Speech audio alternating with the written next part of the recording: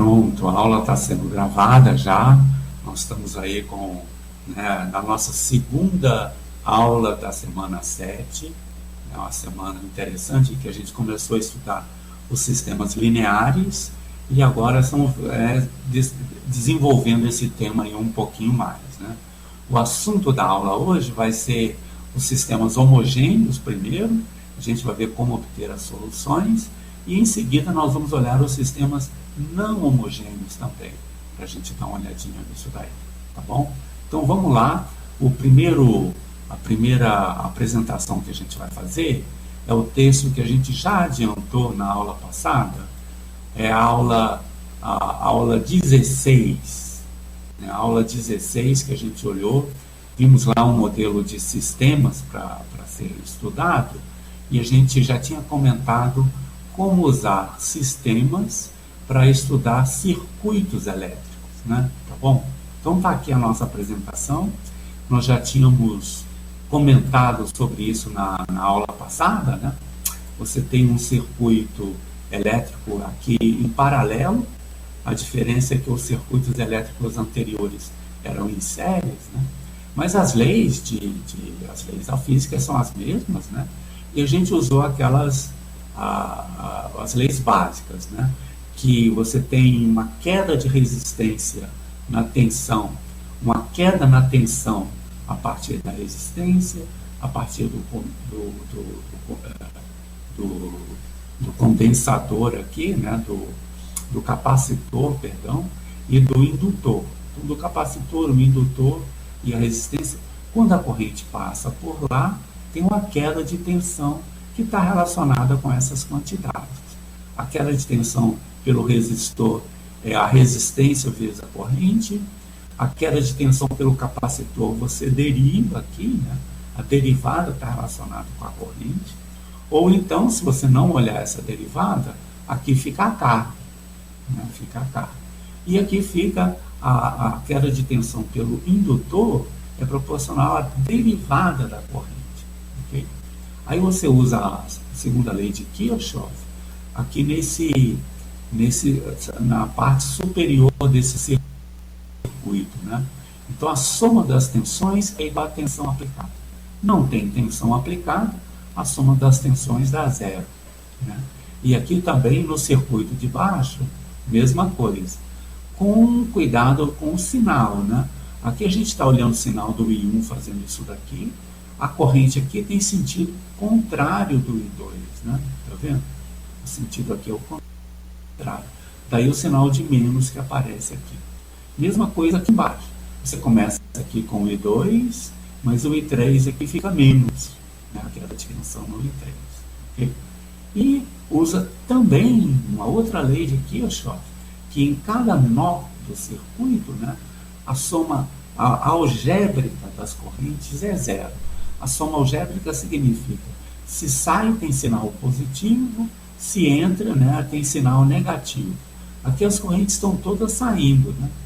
O I1 está saindo, o I2 está saindo e o I3 também está saindo. Então a soma de tudo isso dá zero. Aí você quer estudar essas coisas, etc.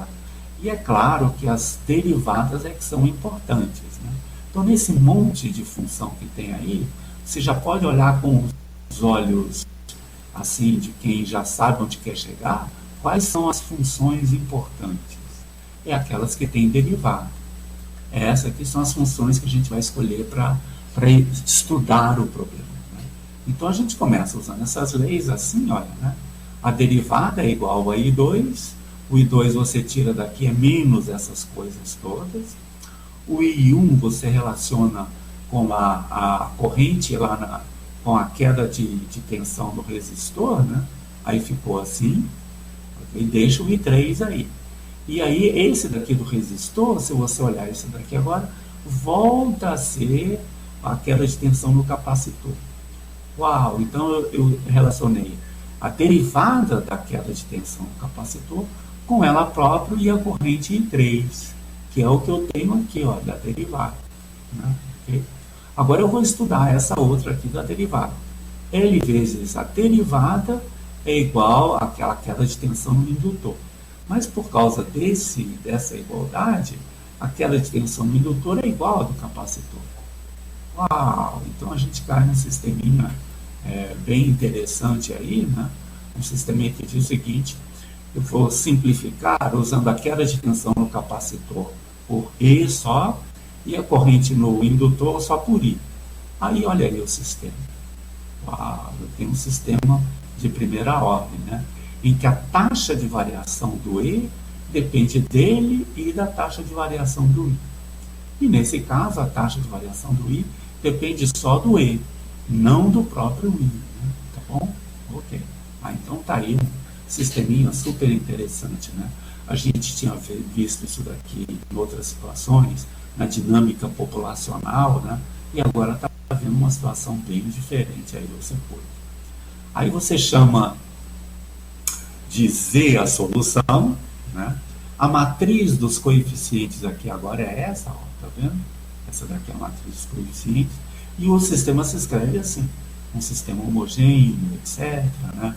Não tem não homogeneidade, está tudo direitinho aí. Bom, como é que a gente estuda esse sistema, né? O que a gente precisa é obter uma solução, né? Um sistema fundamental de solução para aquele sistema homogêneo. Para isso a gente viu, tem que ter os autovalores e os autovetores. Quem são os autovalores? É a raiz do polinômio característico, né? Aqui, multiplicando o R, tem menos o traço da matriz e o determinante da matriz. Voltando lá, né, a gente vê o seguinte: quem é o traço? É a soma dos elementos da diagonal. Nesse caso é só isso daqui. E quem é o determinante? É isso vezes isso, menos isso daqui vezes isso. Tá bom? Aí eu substituindo aqui, está aqui a equação. E aí, dependendo dessas constantes todas, essas raízes podem ser reais e distintas, complexas conjugadas, ou aquela de multiplicidade 2. Então, lembrando, a gente fez um paralelo disso com as equações de segunda ordem. Né? A gente tentava uma solução na forma exponencial, caía numa coisa muito parecida com essa. Isso não tinha determinante da matriz lá, né? Mas era uma coisa muito parecida. E aí, para achar as soluções, um sistema fundamental de soluções, a gente considerava esses três casos separados: raízes reais e distintas, complexas, e raiz dupla. Eu acho que isso ajuda a gente a entender aí o que está acontecendo. Né? Então vamos começar com o caso mais simples, em que as raízes desse polinômio são reais e distintas. Aí, escolhendo esses valores aqui para as constantes, você cai nessa matriz que, calculando, né, tem esse polinômio aqui, né, o traço menos o traço é esse, né, o determinante dá esse daqui, e você, por Bhaskara, acha as raízes. São essas duas. Oba, todas duas negativas. Isso aí é interessante. A gente vai ver que o sinal desses autovalores é extremamente importante. Né? Agora, como é que a gente acha os autovetores correspondentes? É usar aquela equaçãozinha, né? Pega o R1, que é o menos 2, faz A menos R1 vezes a identidade, né? Então, é essa matriz menos duas vezes a identidade, ok? E cai nessa matriz aqui. O V1, que é o autovetor, as coordenadas dele têm que satisfazer essa equação. E é bom porque, né, essa matriz aqui do meio tem determinante nulo. Aliás, o R1, que é o menos 2, foi escolhido exatamente para esse determinante ser zero. E aí uma equação é múltiplo da outra. O que é bom, porque aí o sistema tem uma solução não nula. Tem que ser uma solução não nula para que seja autovetor, né? Aí uma é múltiplo da outra, né? Aqui, ó, se você multiplicar, como é que é aqui? Qual é a equação que é múltiplo da outra aqui? Se eu multiplicar essa aqui de cima por 3 meios, menos 3 meios, dá exatamente essa aqui de baixo. Então, uma menos a outra. E aí, puxa, no fundo as duas é uma só, é alfa mais 2 beta igual a zero, escolho beta igual a 1, você tem esse autovetor aqui. Tá bom? Esse daqui é uma escolha possível. Mesma conta para o V2, só que você vai, em vez de R1 aqui, vai ser o R2, né? O R2 é menos 3 meios, a continha é exatamente a mesma, aí você tem isso daí. Com isso, então, a gente viu, nós temos as duas soluções correspondentes a essas duas equações, duas raízes aqui. Né? A primeira é com o V1, né? Fica aqui, olha, menos 2 e 1, tá aqui, menos 2 e 1, vezes a exponencial correspondente. Isso eu vou chamar de E1 e I1. Né?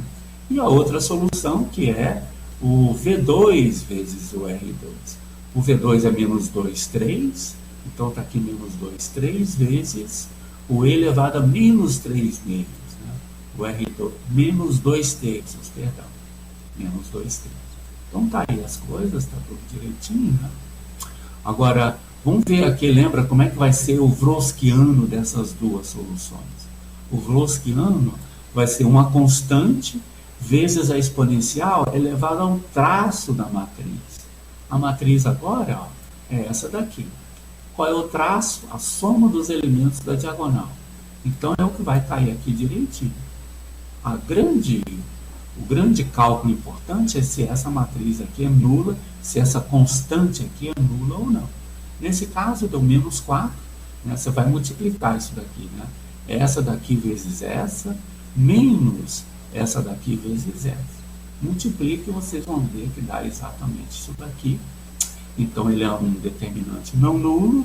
Então, essas duas soluções são linearmente independentes e formam um conjunto fundamental de solução. Poxa, então essa é fácil, é a parte mais tranquila daí das coisas. Né? E para ilustrar, eu vou pegar a mesma matriz, né? Eu já tenho aqui a solução geral, né, do sistema, aí eu posso resolver qualquer PVI com ela. Esse 6,1 aqui é uma brincadeira, podia ser qualquer coisa, menos 7,88, qualquer coisa aí, tá bom. Mas o ponto é que a gente pode resolver para qualquer condição inicial. De fato, a gente sabe que essas combinações lineares já são soluções, e aí para que satisfaça a condição inicial, o z de zero, que é igual a isso daqui, tem que ser o vetor lá 6, 1. Aí isso aqui no ponto zero, é só olhar aqui, né? O Z1 no ponto zero, você zera coloca zero aqui no expoente, né? Fica menos 2 e 1. E aqui fica menos 2 e 3. São os números que aparecem aqui. Aí você faz essa multiplicação, as constantes C1 e C2 têm que ser escolhidas assim. Né? Ora, mas qual é o determinante dessa matriz? É exatamente o Wronskiano no ponto zero, porque você pegou isso aqui no ponto zero. No ponto zero, então, dá menos 4. Aí, puxa, pela regra de Cramer, quem é o C1? É 1 sobre o determinante, vezes o determinante que se obtém, substituindo a primeira coluna pelos termos independentes. Tá aqui a conta. Aqui é a mesma coisa, 1 sobre o determinante, e aqui é o determinante da matriz, substituindo a segunda coluna pelos termos independentes. Fez a conta, está tudo certo, está aqui a solução do PV. Poxa, essa foi simples, né? Essa daqui foi interessante. Né? Então, agora, né, então, em termos de coordenadas, né, vai dar isso daqui, ó, 10 vezes o R1, menos 4 o R2, menos 5 vezes essa, 6 vezes essa. Né? Okay. Agora, os dois têm expoentes negativos, as duas coordenadas. E o limite no infinito é zero. Então, a queda de tensão no capacitor e a corrente pelo indutor tendem a se anular. Voltando lá no sistema, vamos ver o que significa isso daqui. Isso aqui significa o seguinte: você dá uma tensão inicial no sistema, de algum jeito, e depois desliga essa tensão. Então, de início, tem né, queda de tensão no capacitor e corrente no indutor. Mas como você desligou a tensão, a expectativa é que esse circuito volte a zerar tudo com o tempo.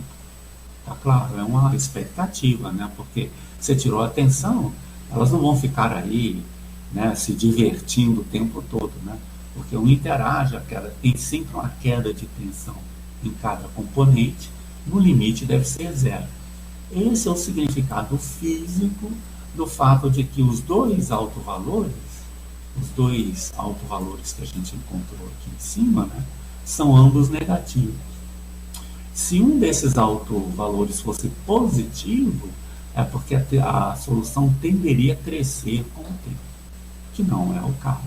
Poxa, tá bom, tá direitinho. Então esse caso daqui é um caso bem resolvido, né? Okay? De fato, se você tem raízes reais e distintas, as raízes daquele polinômio são sempre assim, né? Isso aqui é básico, tá vendo? Aqui é aquele menos b, né? Mais ou menos b2 menos 4ac, etc. Dá esse valor. Se isso aqui é positivo, é porque esse daqui, né, essa diferença é positiva, essa diferença é sempre menor do que só isso, porque essa aqui é uma quantidade positiva. Então veja, esse termo que aparece aqui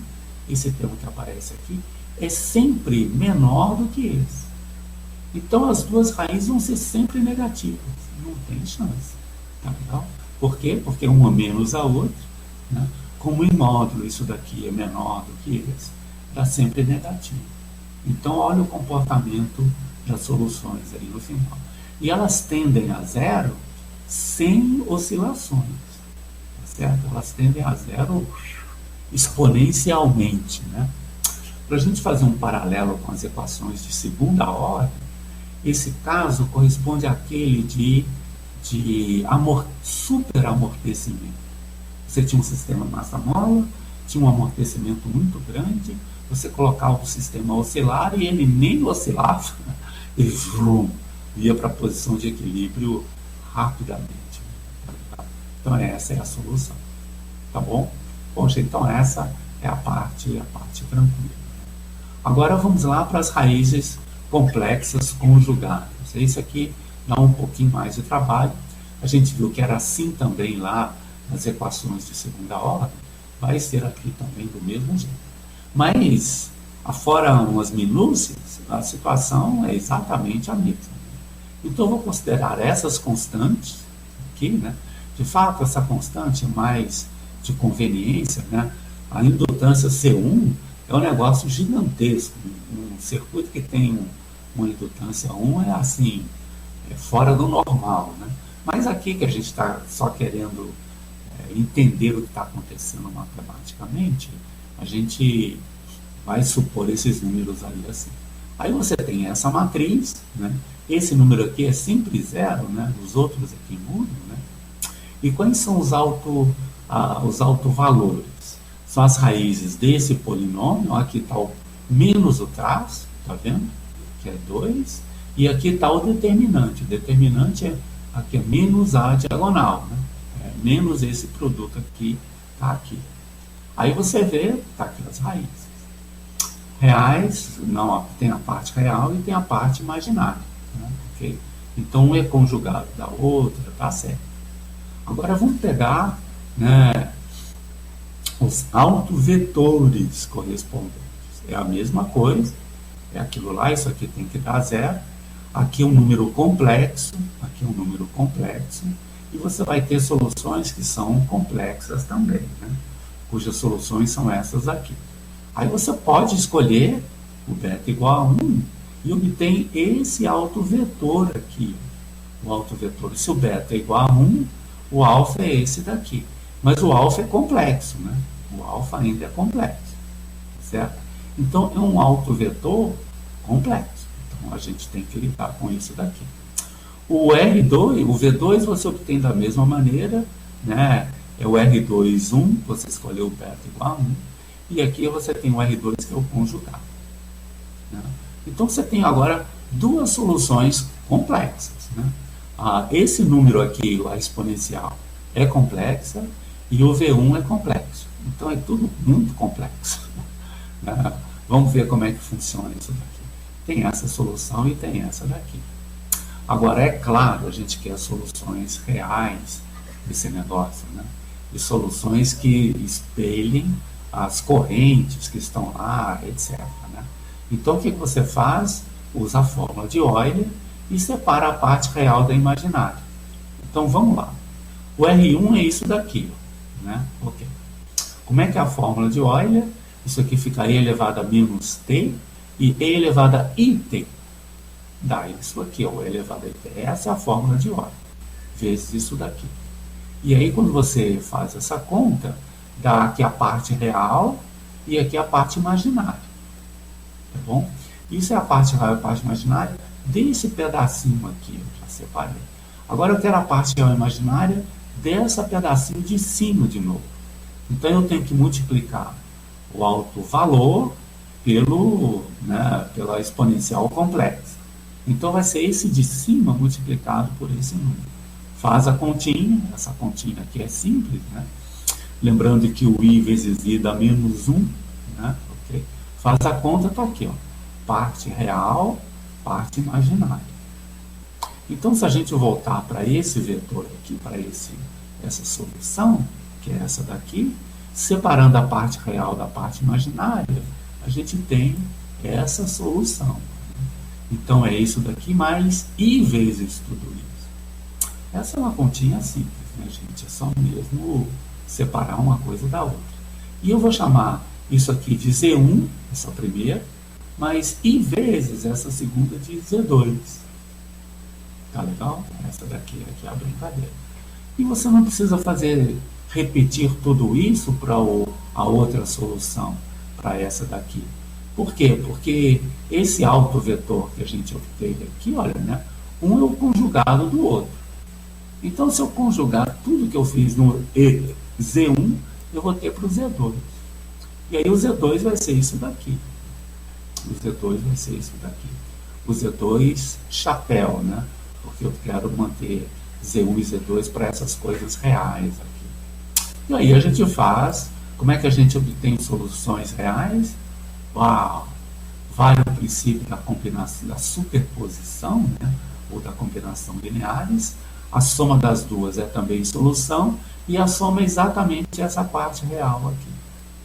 E a outra, você vai fazer a diferença e dividir por 2i. Poxa, então veja, é exatamente as mesmas ideias que apareciam lá nas equações de segunda ordem. Né? A gente tinha autovalores complexos, fazia a parte real, a parte imaginária, estava tudo certo aqui, estava tudo bem aí. E tem até uma outra forma de você justificar assim, que a parte real e a parte imaginária são soluções. Então, por exemplo, você faz assim, pega o Z1, que é esse daqui, né? Está separado na parte real e imaginária. Por que tanto o Z1 quanto o Z2 aqui são também soluções do problema? Pelo seguinte, olha, quando eu derivar o Z1 chapéu, eu tenho isso daqui. O Z1 chapéu é solução complexa, A aplicado a ele dá a derivada. Mas A aplicado a ele, porque A é um operador linear, vai ficar A aplicado a Z1, A aplicado a Z2, que separa. E aqui, veja, a parte imaginária está aqui, tem que ser comparada com a parte imaginária que está aqui. A parte real que está aqui tem que ser comparada com a parte real que está aqui. Então, a gente conclui que, separadamente, A aplicado a Z1 é igual a Z1'. E A aplicado a Z2 é o Z2'. Então, está tudo bem, está direitinho. São essas aí as soluções. Além disso, o Wronskiano dessas duas soluções era nula. De novo, pela fórmula de Abel, né? Veja, a matriz que a gente está considerando aqui, agora nesse exemplo de coisas reais, é essa daqui. O traço dessa matriz é -2, soma dos elementos da diagonal. E segundo a fórmula fórmula de Euler, fórmula de Abel, né? Fica a exponencial elevada ao traço da matriz. A única novidade aqui é o menos 1. Esse menos 1 depende das soluções, né? Então, esse menos 1 aqui é o que é importante daí. Então, a gente tem um conjunto de soluções, tudo resolvido, tudo bonitinho, né? E aí a gente pode resolver qualquer PDI envolvendo isso daí. Tá legal? Então, poxa, suponha que a condição inicial seja essa, né? Você já tem a solução geral, dada por aquela expressão que a gente teve lá. Além disso, para satisfazer a condição do PVI, no zero tem que ser isso daqui. Tá vendo? Aí, como é que a gente obteve isso? Tem que voltar aqui e colocar, né, cadê as soluções? Isso aqui no zero, olha, dá menos 1 e 1. Né? E esse daqui também no zero. Quanto é que dá esse aqui no zero? Dá 1, 1 e 0. 1 e 0. Aí a gente volta lá, né? Olha lá, o menos 1 e 1, 1 e 0. Aí esse daqui é o sistema que a gente tem que resolver. O determinante dessa matriz é exatamente o Wronskiano no ponto zero, né? O Wronskiano no ponto zero é menos 1, né? E aí a gente resolve, né? Resolvendo isso daqui, o C1 dá 1, o C2 dá 3, é fácil resolver. Aí tem que usar a regra de Cramer, né? E aí está aqui, ó. Essa é a solução desse PVI aqui. E o 2 e o 1 aqui é brincadeira, né? Podia ser qualquer coisa que a partir da solução geral eu consigo esse daqui. Tudo bem? Tudo bem. Agora você vê que esse caso daqui, o que está acontecendo? Os autovalores são, a parte real dos autovalores é negativa, né? Menos 1 e menos 1. Então, de novo, as soluções tendem a zero com o passar do tempo, né? Mas não tendem a zero exponencialmente, tendem a zero oscilante, porque tem um fator oscilante daí, ela vai ficar oscilando aí, tendendo a zero assim, né? Okay? E o que foi gerou essa parte oscilante? Foi exatamente a parte complexa dos autovalores, né? Okay? Então, a parte complexa dá origem a isso daqui. Fazendo um paralelo aqui, né? Se os autovalores são desse jeito daqui, essas aqui são as soluções, a gente pega as partes reais e imaginárias, né? A fórmula de Euler dá isso daqui. Essa parte é responsável pelo amortecimento, que é o amortecimento negativo. E a outra parte, que é a parte complexa, é responsável pela oscilação, certo? É responsável pela oscilação.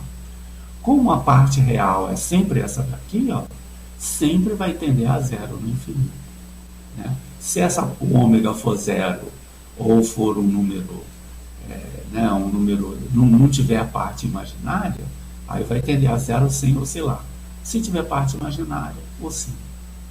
Então isso daqui corresponde, nas equações de segunda ordem lá, aquele caso do subamortecimento, em que o sistema massa-mola oscila de fato, tendendo a parar com o tempo, mas oscilante.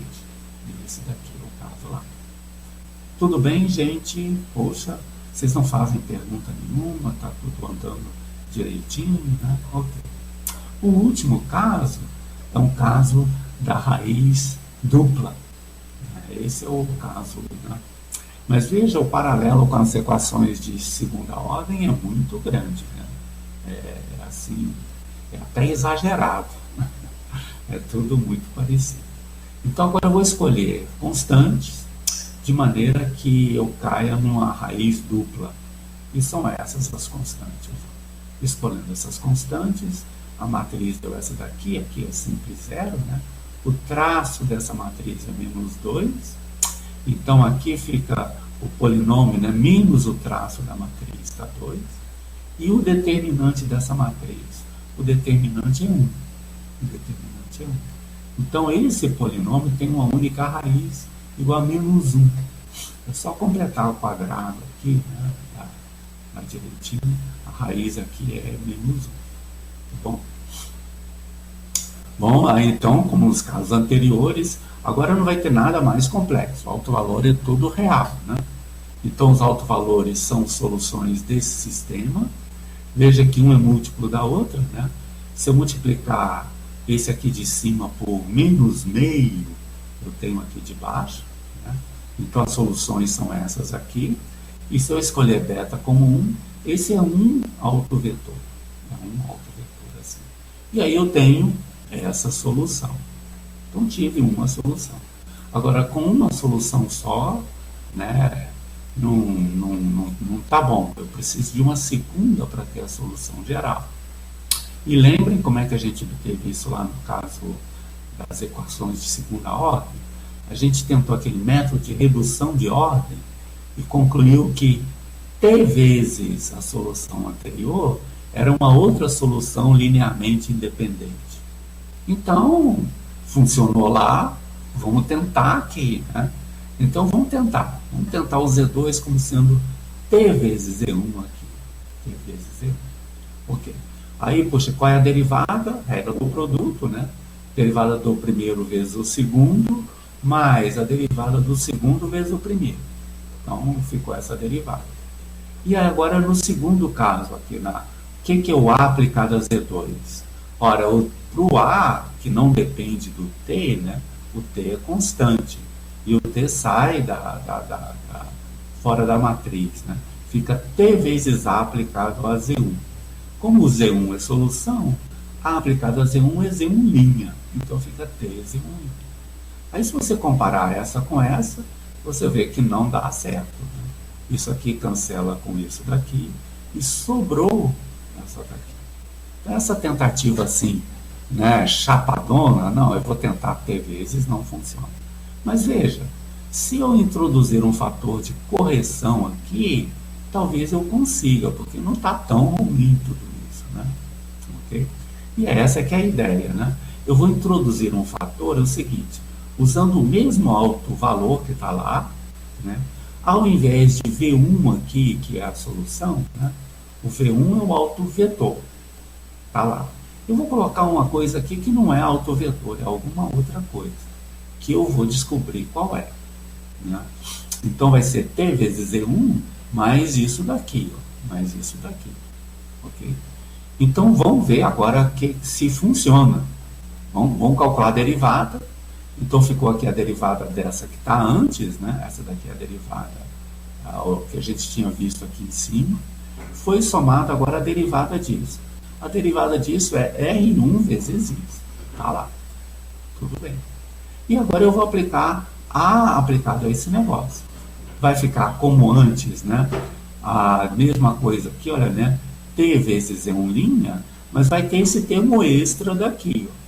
Esse termo extra, né? O E elevado ao R1 é um número para matrizar, isso aqui é um número real, né? A matriz não depende do T. Ela sai e fica isso daqui. Fica isso daqui. Então, olha só que legal. Para uma coisa ser igual a outra, essa igualdade aqui tem que ser satisfeita. Tá certo? Vamos voltar lá para a gente ver direitinho o que está acontecendo, né? Eu quero que esse lado seja igual a esse lado. Então, T vezes E1' corta. Lembra daquela brincadeira do general, né? Esse daqui corta com esse daqui. Tá certo? Ok. E aí agora eu tenho uma outra igualdade, né? Eu tenho o A aplicado a V2, que tem um exponencial, e aqui também eu tenho um exponencial, e aqui no Z1 também eu tenho um exponencial, né? A mesma exponencial. Posso cancelar a exponencial dos dois lados. Aqui então fica V1, aqui fica V1, R1, V2, e do lado de cá A aplicado a V2. Vamos ver lá o que está acontecendo. Então vamos voltar aqui para essa situação. Olha lá, olha, ainda tem a exponencial multiplicando tudo, né? Mas sobrou só V1 mais R V2. E do lado esse daqui. Cancela as exponenciais. O que eu tenho? A aplicado a V2 tem que ser esse lado de cá. Aí eu introduzo aquela matriz né, identidade, como a gente está fazendo sempre, né? Isolo a variável que eu estou querendo daqui, o que eu estou querendo achar é o V2, e concluo que toda essa matriz aplicada a V2 tem que ser V1. Poxa, esse é um sistema estranho, diferente, né? Se aqui fosse V1, onde eu estou aqui com a mãozinha, né? Isso aqui seria o que define o autovetor, né? Isso aqui seria zero, isso aqui aplicado a V1, isso aqui tudo aplicado a V1 dava zero, é o alto valor. Agora foi tudo meio de cabeça para baixo, né? Por quê? Porque eu tenho aqui o V2 e aqui o V1. O ponto é que o determinante dessa matriz é zero. Então esse sistema pode ou não ter solução. Por exemplo, o sistema homogêneo, isso daqui igual a zero, tem infinitas soluções. Mas com isso daqui aqui é um pouco diferente. Aí nós somos corajosos, a gente arregaça a manga e vamos olhar esse sistema de perto, né? Vamos olhar o que está acontecendo aí de perto. Aí você vê quem é a aplicada, vamos dizer, a identidade, está aqui, né? De fato, essa matriz já apareceu antes aqui, ó, né? Aqui, olha, está aqui, ó, aplicada a R1 vezes a identidade, dá essa matriz aqui. Isso a gente já tinha visto. Foi assim que a gente achou o V1, né? Mas agora ela aparece aqui numa situação diferente. Ela aplicada a uma coisa nova tem que ser igual ao V1, né? Okay? Mas aí acontece uma mágica que é um presente dos deuses, né? Essa equação podia ou não ter solução. Se não tivesse, a gente tinha que jogar essa experiência fora. Mas tem. Olha só que coisa gozável, né? Se eu multiplicar essa equação aqui de cima por menos meio, eu tenho uma equação que está embaixo. Então, não só é verdade aqui, como já era antes, mas é verdade aqui também, né? Mas vocês lembram como é que foi obtido o V1?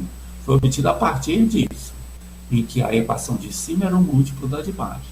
Então ele aparece aqui como sendo a equação de cima um múltiplo de baixo. Uau! E as coisas vão funcionar direitinho. Aí eu resolvo esse sistema, pronto, vou lá, resolvo isso daqui, tem solução, e eu pode ser, né, escolhendo isso daqui, eu posso fazer essa escolha. Veja, meio de alfa mais beta igual a 1 é essa última equação aqui, né? A última equação. Se eu escolho o alfa igual a 0 e o beta igual a 1, eu tenho essa solução. Então, com essa solução, eu tenho agora, então, duas. O Z1 anterior e agora esse novo, né? Esse novo é o T vezes Z1 aqui, olha, né? T vezes Z1 mais o V2 que agora entrou na brincadeira. E mais o V2 ficou, então, aqui o 0,1, né? Esse 1 que apareceu aqui corresponde àquele autovetor V2. Uau! Então tá aí direitinho. O determinante dessa matriz, de novo pela fórmula de Abel, aqui é sempre menos 2, que é o traço da matriz, e a notícia boa é que aqui é não nulo. Então calculou não nulo, é um sistema fundamental de soluções e está ali o sistema. Agora eu posso resolver aquela situação para qualquer condição inicial. E aí eu faço a continha e vejo que agora sim vai ter solução, não tem problema, etc., né? E vocês perceberam que esse caso não tem fator oscilante. Não tem fator oscilante. As duas soluções vão tender a zero no final, mas por causa desse T, elas tendem a zero mais lentamente do que aquele primeiro exemplo. Se vocês quiserem o paralelo disso com as equações de segunda ordem, esse aqui é o caso do amortecimento crítico, né? Amortece lentamente, né? Mas amortece sem oscilar. Tudo bem, gente? Perguntas, dúvidas? O que vocês estão achando? O paralelo é interessante, mas tem que fazer contas. É um paralelo, ajuda a entender, mas tem que fazer continha. Tá tudo bem aí. Tudo certo? Ok. Então a gente vai passar agora, adivinhe, né? A gente já sabe tudo sobre o sistema homogêneo. O próximo passo é pegar um sistema não homogêneo. Tá bom? É isso que a gente vai fazer. Para a gente ter uma ideia bem clara do que vai acontecer adiante, eu de novo vou voltar lá nas equações de segunda ordem e ver como é que a gente resolveu essa questão lá nas equações de segunda ordem. Vamos fazer essa brincadeira então. Eu vou lembrar, eu vou fazer o upload da aula de número 11. A aula de número 11 foi aquela em que a gente estudou sistemas não homogêneos, certo? Os sistemas não homogêneos foram estudados aqui. A aula, a gente já estudou essa aula com antecedência, usou aqui as leis de Kirchhoff, etc., para estudar o sistema, fez o paralelo com massa-mola, isso tudo é interessante, né? Não tem problema. Vimos que esse operador aqui é linear, esse operador é super importante, né? Vimos que se eu tiver duas soluções com Wronskiano não nulo, então elas de fato são as soluções gerais. Então aqui está resumindo que a gente sabe tudo sobre o homogêneo. Vamos ver o não homogêneo. Esse aqui é o ponto, né? E tinha sido motivado por isso daqui, né? Num circuito elétrico, a não homogeneidade, que é o que está aqui, corresponde à tensão externa. Então é uma coisa séria, né? Não é estudar o não homogêneo porque, enfim, eu quero estudar o não homogêneo. É porque, puxa, o não homogêneo inclui situações como essa. Isso é importante, né? Eu acho, fazendo um comentário genérico, né, que além de aprender equações diferenciais, no sentido de saber como resolvê-las, é preciso saber o porquê resolvê-las, né? Eu tenho uma preocupação grande com isso, sempre contextualizando, porque você aprender no vazio, você até aprende, mas, poxa, para que eu estou aprendendo, né? Então, esse contexto é importante. Ele não é essencial, a gente podia estudar equações sem falar nada de física, de dinâmica populacional, etc., mas ficaria um estudo vazio. Então, é importante. Vamos ver que é importante. Então, poxa, qual é o primeiro método que a gente usou para estudar isso daqui? Aliás, antes do método, a gente viu uma estrutura muito legal, né? Que conhecendo o homogêneo, a gente conhece quase tudo do não homogêneo. Porque, devido à linearidade daquele operador que está aqui, né? Se eu tiver duas soluções desse sistema não homogêneo, a diferença entre eles vai ficar isso daqui, né? Que é uma solução do homogêneo. Uau, isso é fantástico. E é devido à linearidade. Como lá nos sistemas a gente tem linearidade, também é bem provável, e vai ser o caso, a gente vai ver, isso é verdade lá também. Então, poxa, a diferença entre duas é a solução do homogêneo. Então, a diferença entre as duas eu conheço tudo. Está lá. Se, além disso, eu conhecer uma dessas, uau, então eu conheço todas as outras. Como é que serão todas as outras? É essa que eu conheço, mais a solução geral da outra. Tá legal? Puxa, então essa estrutura é simples. E é a mesma estrutura que a gente vai ver lá em sistemas. Aí, então, tudo que a gente precisa é obter uma solução particular. Tá legal? E essa solução particular a gente vai obter usando o método dos coeficientes a determinar. Lembra? Então está aqui um problema. O problema não é real, mas é muito parecido, né? E que tem uma corrente alternada de amplitude 6, período, né? 2π sobre 3, etc. É um circuito interessante aí. Como é que a gente vai tentar a solução disso? A gente, bom, primeiro acha a solução geral do homogêneo, faz a brincadeira, a solução particular. A gente vai tentar como sendo uma combinação linear dessa função e suas derivadas. Tá bom? Então, a gente vai tentar uma combinação linear assim. Né? Aí, resolve, deu certo, achou as constantes, está aqui a solução particular. Cadê aqui a solução particular? Está aqui. Né? E aí, a solução geral é essa. A solução geral é essa daqui. Cadê a solução geral? Está aqui, olha, né? Essa é a solução geral. E aí eu posso resolver qualquer PVI com essa situação geral. Então é isso que a gente vai ver em sistemas, é a mesma coisa praticamente, né? E tem um detalhezinho que a gente viu aqui, isso funciona muito bem, né, se a não homogeneidade não interfere com as soluções do homogêneo. Mas, por exemplo, essa solução aqui interfere com a solução do homogêneo desse. E aí tem aquela brincadeira que você tenta t vezes isso. Né? Foi assim que a gente tentou a brincadeira. Aí deu certo, tal. Às vezes era preciso t ao quadrado. Essa aqui era a pior situação possível. Né? Vai aparecer essas mesmas coisas lá. Tá bom? Então agora sim, vamos voltar para a nossa última aula da semana, que é a aula de número 17. Aula de número 17. A gente vai fazer o upload e vai ver o paralelo de tudo isso com sistemas, que é muito bacana. É uma coisa bem interessante. Então, a gente já conhece tudo sobre homogêneo, tá bom? Como a gente obtém o não homogêneo? A gente escreve como sistema de matrizes, desse jeito, esse é o vetor solução, a matriz dos coeficientes, e aqui está a não homogeneidade. A não homogeneidade é de duas funções, né? Esse daqui e esse daqui. Okay? Então está aqui o sistema. Aí eu imagino o seguinte, olha, vamos supor que eu conheça uma solução particular. É a mesma situação que eu estava lá. Tá? E eu faço agora qualquer outra solução desse sistema aqui. Qualquer outra solução.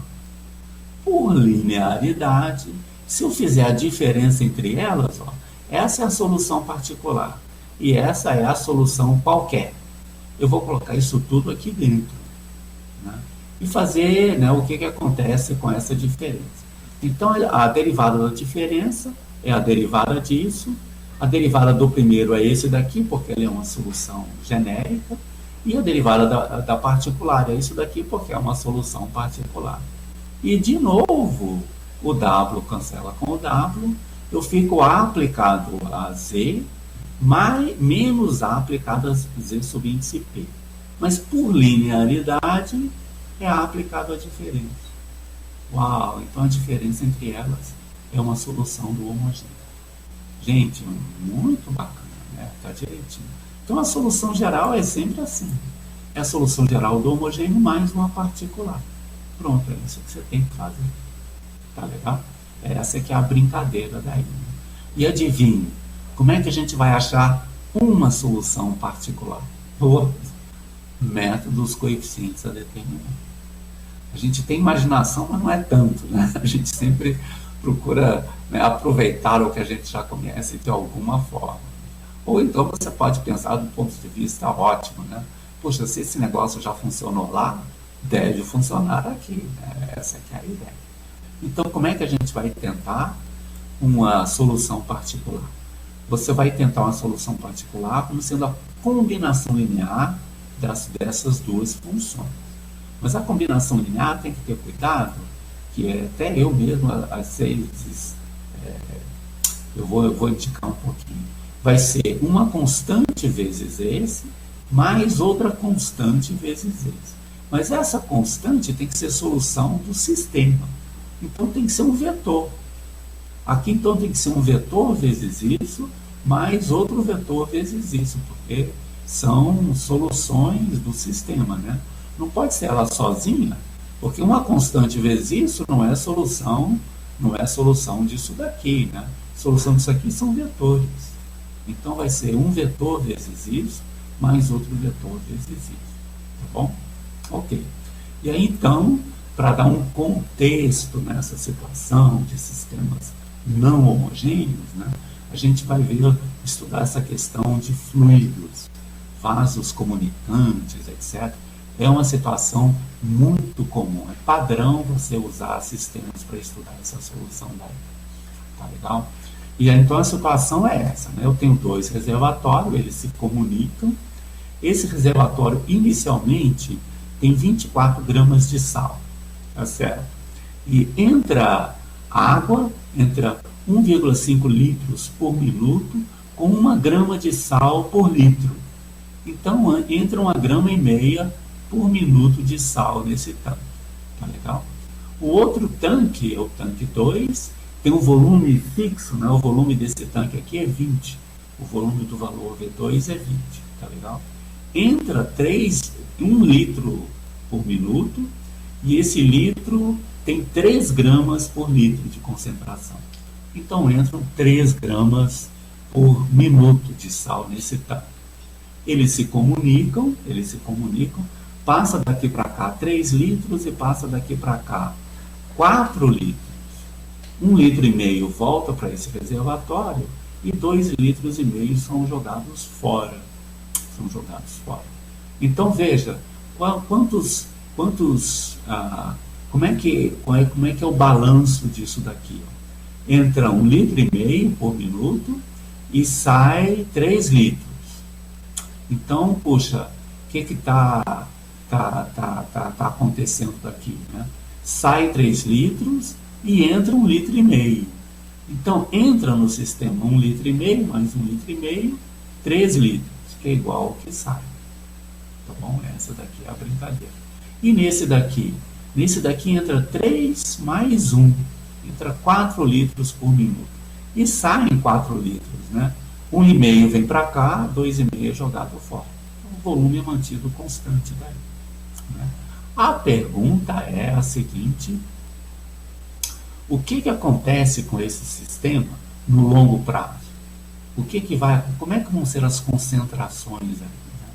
O que a gente espera a partir desse sistema todo de equilíbrio é uma coisa parecida com o que aconteceu naquela dinâmica populacional. É que com o passar do tempo as coisas tendem a se equilibrar. O que a gente espera é que a quantidade de sal nesse tanque, né, fique constante. Não igual a essa daqui, mas fique constante. E a mesma coisa aqui, uma quantidade de sal aqui vai ficar no limite, vai ficar constante. Né? E uma pergunta interessante é: quais são essas quantidades? Então a gente vai modelar o problema por isso daqui. Ó. Vai chamar de QI a quantidade de sal no tanque. Então Q1 e Q2. Q1 é a quantidade de sal aqui, Q2 é a quantidade de sal aqui. Se eu dividir o Q pelo volume, eu tenho concentração. Tá legal? Né? Então, por exemplo, qual é a concentração de sal aqui? É o Q1 de T divididos por 30, porque o tanque V1 tem 30 litros. Qual é a concentração de sal aqui? É a quantidade de sal Q2 divididos por 20, que é o volume desse negócio. Ok? E quais são as taxas de variação dessas quantidades? No fundo, se você ler isso aqui direitinho, ele está dizendo as taxas de variação. Né? Por exemplo, qual é a taxa de variação da quantidade Q1 lá no tanque 1? Né? Ora, aqui está dizendo que entra 1,5 grama de sal por minuto. Né? Entra 1,5 litro, a água tem 1 grama de concentração, então entra 1,5 grama por minuto aqui. Essa é a taxa de variação dessa quantidade. Né? A quantidade é tantas gramas de sal. Qual é a derivada? É gramas por minuto. Tá legal? Então tá aqui, ó. Esse 3,5 veio daqui. Né? Ok. Agora vamos estudar outra quantidade que vai lá. Né? Ela perde, olha só, qual é a quantidade de sal que sai daqui? Se eu pegar a concentração e multiplicar pelo número de litros, né, eu tenho a quantidade de sal que está saindo. Então, qual é a concentração? Q1 sobre 30. Q1 sobre 30 vezes 10 litros. Né? E essa é a quantidade de litros por minuto. E você está perdendo essa quantidade de sal. Então, está aqui. Né? Ao mesmo tempo, você ganha lá do tanque 2, né, o quê? Uma quantidade de sal também. Né? Qual é a quantidade de sal aqui? Né? Você pega a concentração de sal lá. A concentração é Q2 sobre 20. E quantos litros entram? É 1,5 litro, é 3 meios. Né? Então, perde 3 litros com essa concentração, ganha 1,5 litro com essa concentração e ganha essa quantidade independente da concentração. Pá! Uau, caiu que lindo. E é claro, ela depende não só dela própria, como também da concentração no tanque 2. E isso é a alma do sistema. Né? Uma quantidade depende dela e de outras também. Né? Faz um raciocínio semelhante para o tanque 2, está aqui. O tanque 2 está aqui. Tudo bom? Porque esse 4 aqui, né? Esse 4 aqui pode sair em 4 litros. 2,5 vai perder para cá, 1,5 para cá. E saem com essa concentração, que é a concentração de sal lá no tanque 2. Então aqui sai 4. Ganha 3 com a concentração do tanque 1. Com a concentração do tanque 1. Além disso, ganha 3 independente de qualquer concentração que eu está aqui. Poxa, olha que legal, né? Então eu vou simplificar a matriz aqui. Essa daqui é a matriz simplificada. Por exemplo, é claro que isso aqui é menos 1/10. Aí você simplifica, aqui fica 1/10 também, etc. Né? Então essa é a matriz dos sistemas, essa é a matriz das soluções, e essa daqui é dos termos não homogêneos, dos termos independentes. Está aí um sistema não homogêneo. Ah, poxa, que legal, né? E aí a gente quer saber, com aquela pergunta, o que significa? Né? A pergunta é assim: qual é a concentração de sal em cada um desses tanques com o passar do tempo? A concentração vai ser o seguinte: eu vou achar soluções, né? Vou achar soluções que satisfazem o PVI aqui e fazer o limite dessas soluções com T tendendo ao infinito. Isso deve ser a concentração lá. Se essas soluções explodirem, é porque vai aumentar a quantidade de sal e muito no tanque, o que é improvável. Né? O mais provável é que, puxa, tem um limite com T tendendo ao infinito e a gente vai descobrir que limite é esse daí. Tudo bem. Então vamos ver. Agora a brincadeira é só rodar a maquininha. Né? Vamos primeiro achar a solução geral do homogêneo. Uau, claro, né? A solução geral do homogêneo, como é que a gente vai fazer? Calcular os autovalores da matriz. Né? Os autovalores são assim, ó. O traço da matriz menos o traço. O traço dessa matriz, eu escrevo aqui embaixo como sendo 2 sobre 10, né? É menos 3 sobre 10. Menos o traço dá 3 sobre 10. Quem é o determinante? É 1 sobre 80. Aí faça aí a continha. Esse vezes esse, menos esse vezes esse. Faz a continha, deu essa daqui. E as raízes desse polinômio estão aqui. E é claro, eu não vou ficar calculando isso, porque agora o foco não é essa questão, o foco é outro. Né? Então, eu vou deixar isso aqui para vocês verificarem, calcular, etc. Também vou deixar para vocês verificarem, calcular, etc. Os autovetores correspondentes. São 2 autovetores. Então, essa situação corresponde àquela em que eu tenho raízes reais e distintas. Então, eu já caio de cara em 2 soluções que são linearmente independentes e está tudo certo.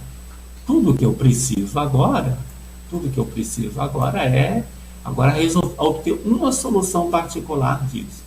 Se eu tiver uma solução particular, mais essa solução geral que está aqui, né, está tudo resolvido, tá bom? E aí, como é que eu vou tentar uma solução particular?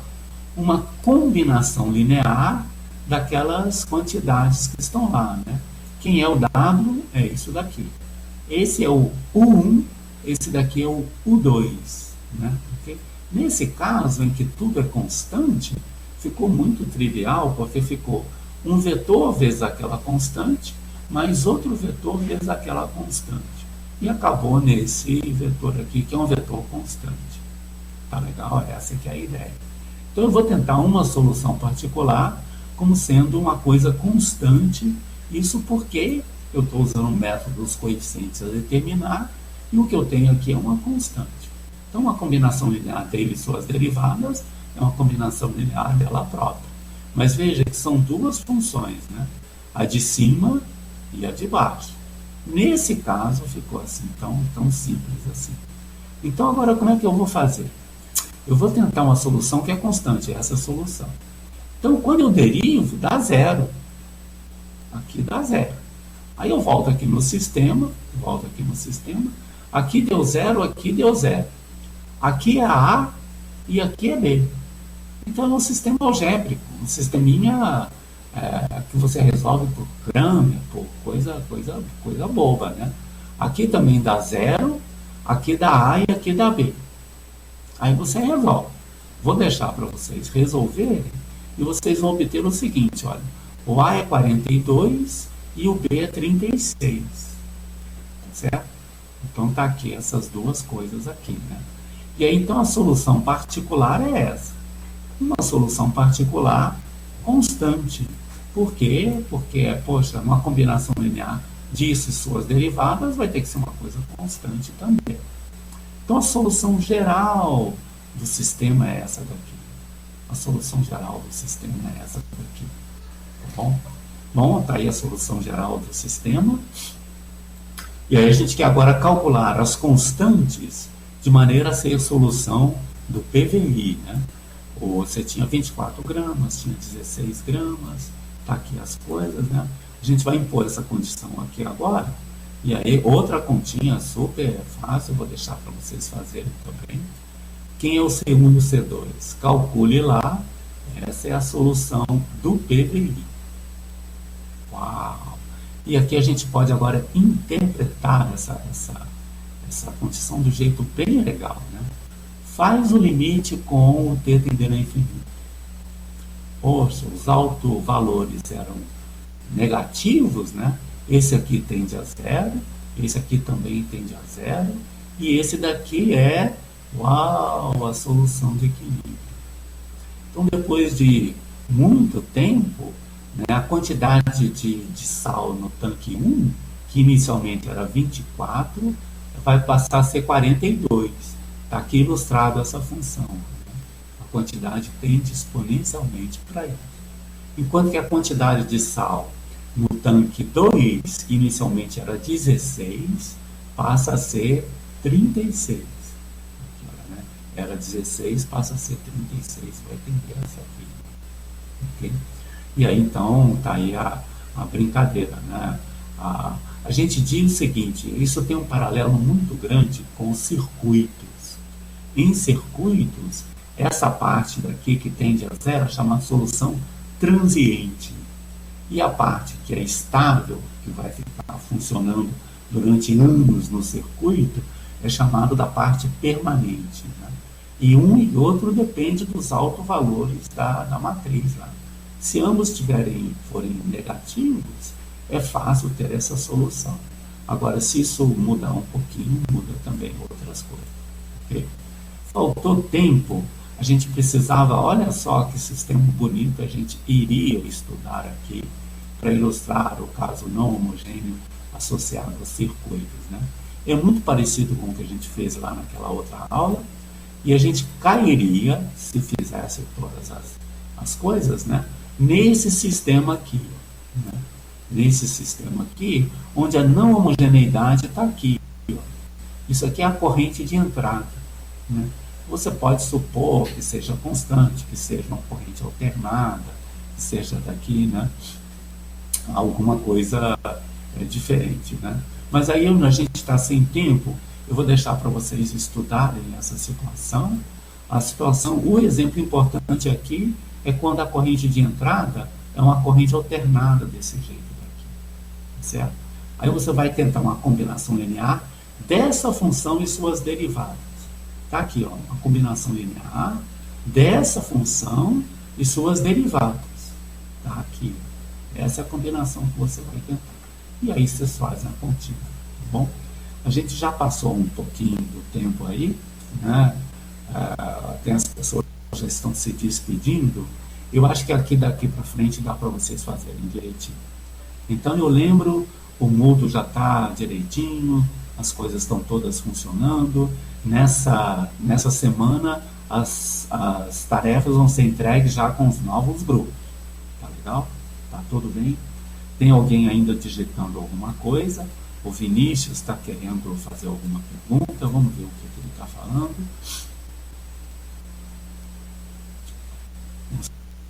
só esperar mais um pouquinho aqui o que é que o Vinícius está querendo e a gente terminar. O Vinícius está perguntando: fatiei a última aula? Faltei a última aula e não pude colocar meu nome em um grupo. Faz o seguinte, Vinícius, aqui não dá para a gente fazer. Você coloca, vai lá no Moodle e me mande uma mensagem pelo Moodle. Professor, me coloque num determinado grupo. Verifique quais os grupos que ainda tem gente lá naquela matriz, naquela planilha que a gente colocou lá, né? Eu atualizei a planilha, está toda atualizada. Escolha um grupo e me mande isso por uma mensagem no Moodle, tá bom?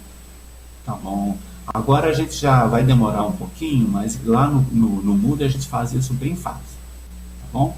Poxa, valeu, obrigado, Vinícius. Um abração para todos e até a próxima aula, ou então até os fóruns a gente se vê. Professor? Oi, pois não. Eu tenho uma dúvida rapidinho. Pois não, sobre a equação homogênea.